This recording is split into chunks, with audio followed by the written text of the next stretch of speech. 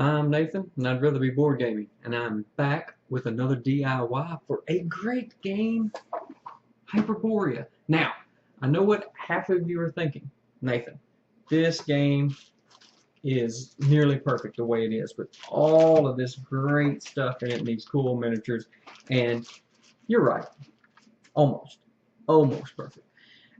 Especially, I got this a couple years ago for Christmas. I found it on sale for about $31, and at that price, it's an amazing game. It's nearly perfect.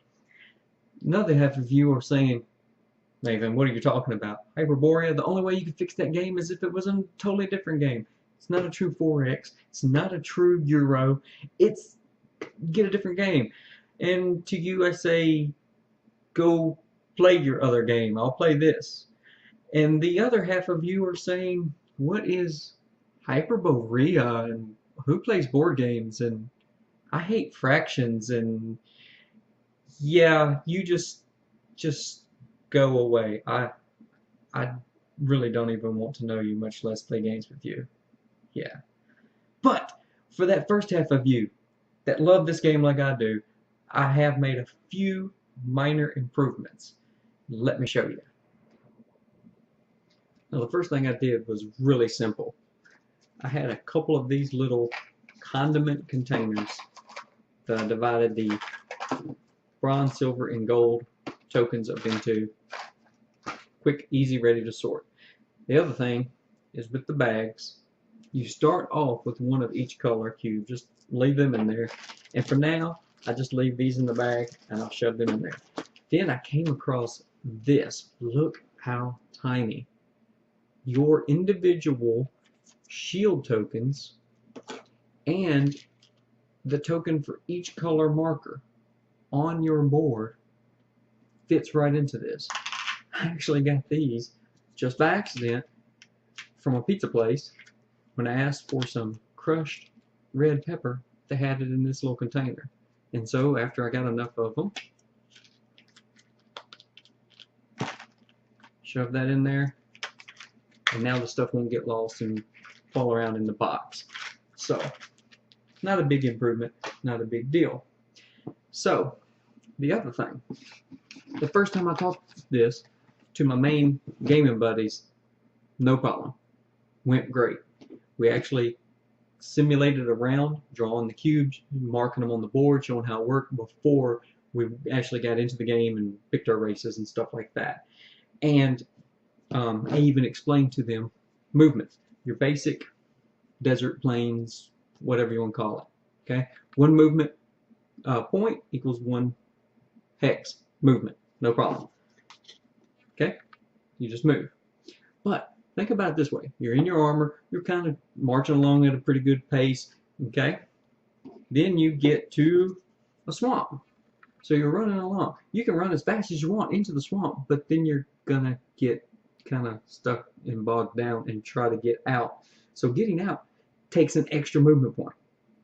Okay? So one movement point, and trying to get out takes an extra one. Likewise, if you're running, you can run full speed toward a forest, but you're gonna stop when you get to the edge of the forest and cut your way through. It's a thick, dense forest. But when you get to the other side, you can see daylight and you can take off running. So it takes an extra movement going into a forest, but only one movement coming out. So then when I showed them the mountain, they said, yeah, okay, we get it. One extra movement going in and one extra movement going out, because you got to be careful of your footing. Excellent. Got it, no problem. Unless you're moving, you're still in the mountains, you're moving from a mountain to a mountain, just one movement point. Likewise with the swamp, you're already in the swamp. You're already trudging along. You just keep trudging, one movement point. They got all that, no problem. So, what was the problem? These little things. The end game triggers. Okay, if we're going to play a long game, we need to trigger all three in-game events. So, they started questioning right away. So, do I have to get one of each? No.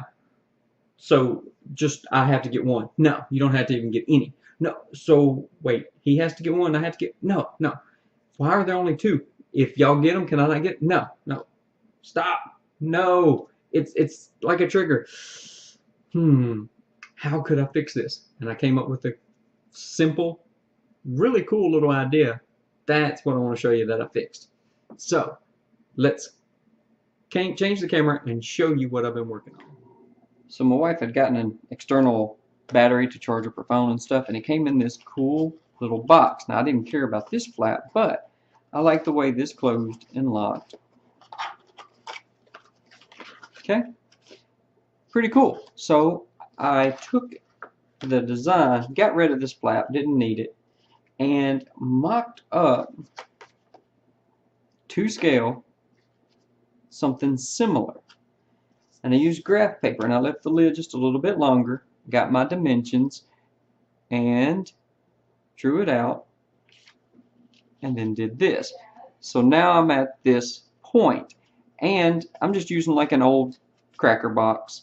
Okay, so then at this point I just lightly score the box. Don't want to cut through, just want to score it all along the creases. Okay.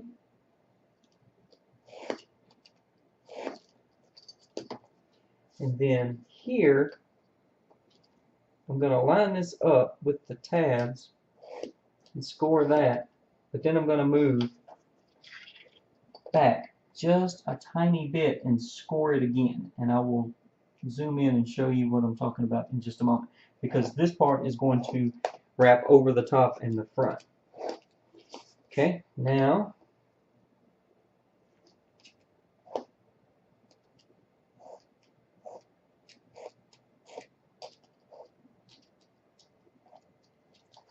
get these tabs, this lined up, looks pretty good. Now mine are not going to be perfect, yours don't have to be either, especially since you're just doing this for yourself, right? So you can see, if I get the glare just right, you can see where I have scored it. And then here at this end, I have a double score mark. If you can see that right there. Okay, that's going to give it just a little extra bend when I pull this down over the top. And then here, I'm just going to do another little,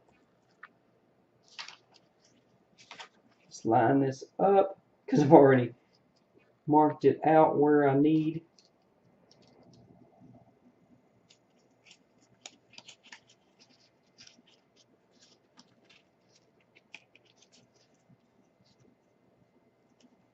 So fold it on the perforations, I guess, where you scored it.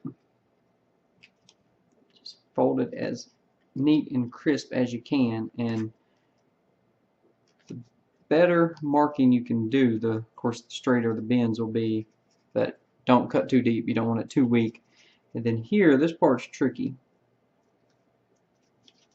because I've scored it twice very close together, and what I want to do is bend that, make it a lip on it, on the box.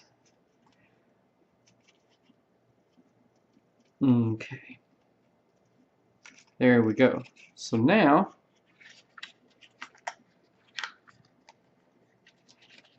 I fold this down over around those and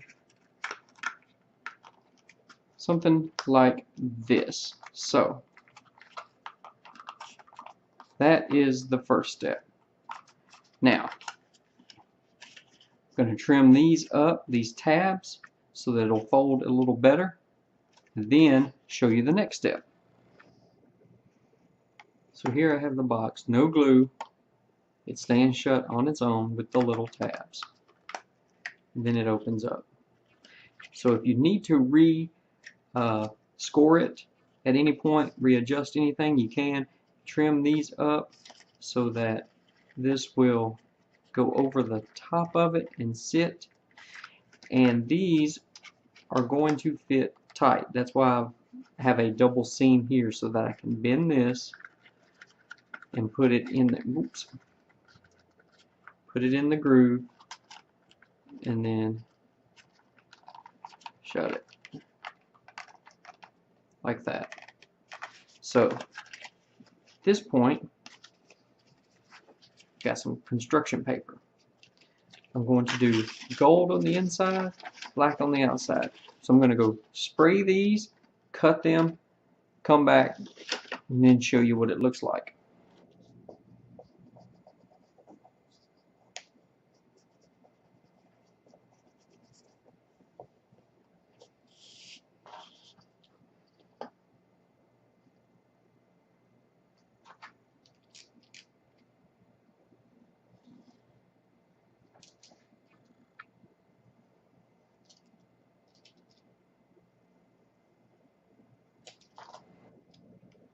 Got that done. Now, time to do the other side.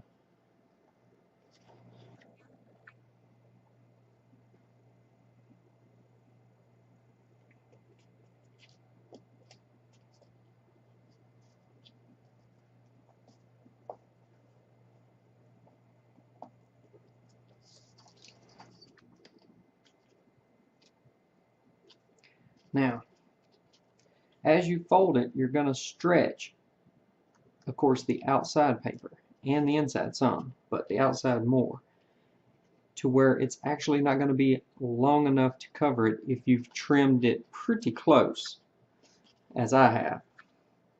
But I chose black on the outside because it has a sleek, nice look to it when it's finished. But also, when you think of treasure or gold or something like that in a chest, you think of gold, color gold.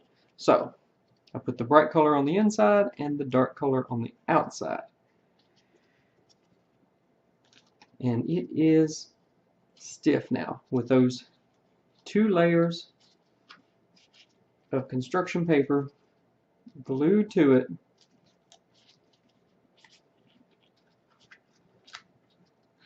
But now it is coming together.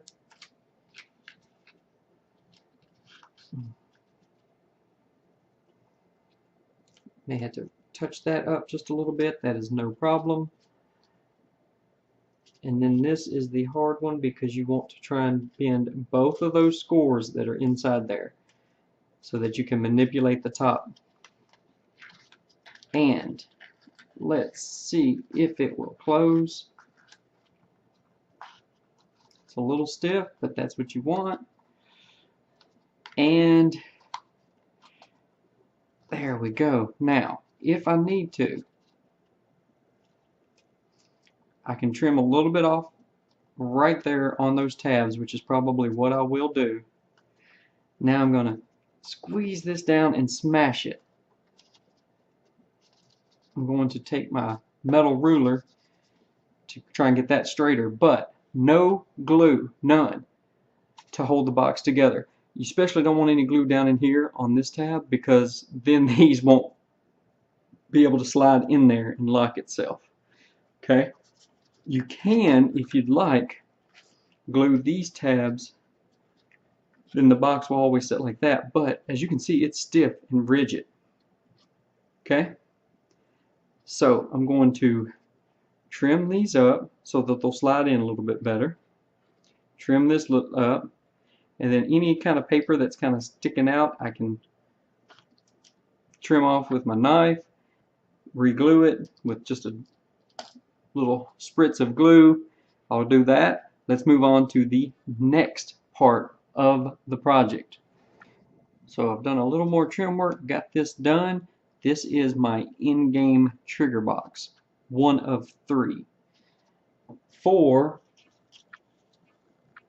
my tokens. So here is the victory point token. I've already made a couple more here. Okay, they are only slightly bigger because by the time I wrap the paper, but they're about the same thickness. And you can see, if you get close, you can see seams in the paper, which I wished I could have done a little better job on it, but this is by far the hardest part. You can always just drop a little more glue in there, press it down, run the razor at an angle to get some of that, but I've got one here. So I took, again, some more of my cracker box, cut some hexes, face to face, glued them together. Okay? So now I've got to put these on, but I'm going to wrap it first. I'm going to wrap this with some construction paper that is a white, beige, off-white color. So let's come back and look at what that looks like. So here I have my paper. This was a long straight strip, and I've trimmed it and cut it. I'm going to make it kind of like a clamshell and glue both sides and then trim it up. Be right back.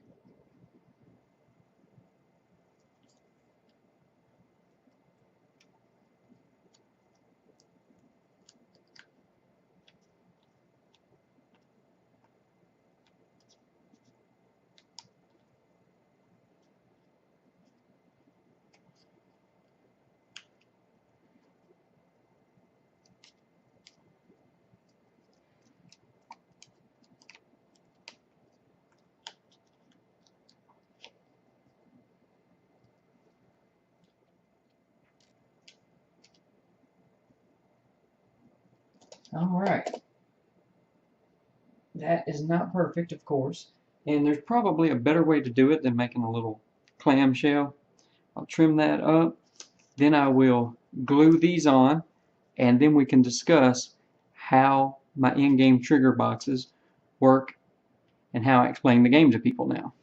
I went ahead and printed 2 of each of these just in case I messed one up, but some races start with a development card. So I said build 5th. You don't count the one you start with.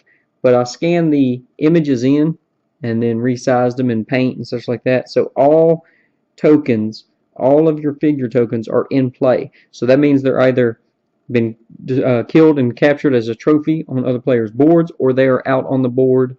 But anyway, there are none left on your player mat. They're all in play.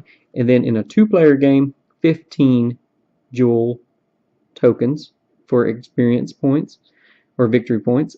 In 3+ players, 12 victory points or more. So then I simply took those and added them to the front of my boxes. Now you could print another large image and put on the top. I didn't want to do that. I like this. I think it looks nice and clean. And if you see closely, you can see the cardboard. Another reason I did the black on the outside, you can get a permanent marker and just color that in black, color that in black. You won't see anything, but now this is nice and neat and clean. So we have our 3 boxes. Okay, these are in-game triggers.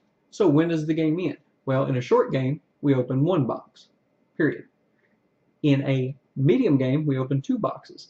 And in the long game, which isn't really much longer, you open all 3 boxes. Well, what does that mean? Well, once one of these objectives has been met, think of this as Pandora's box.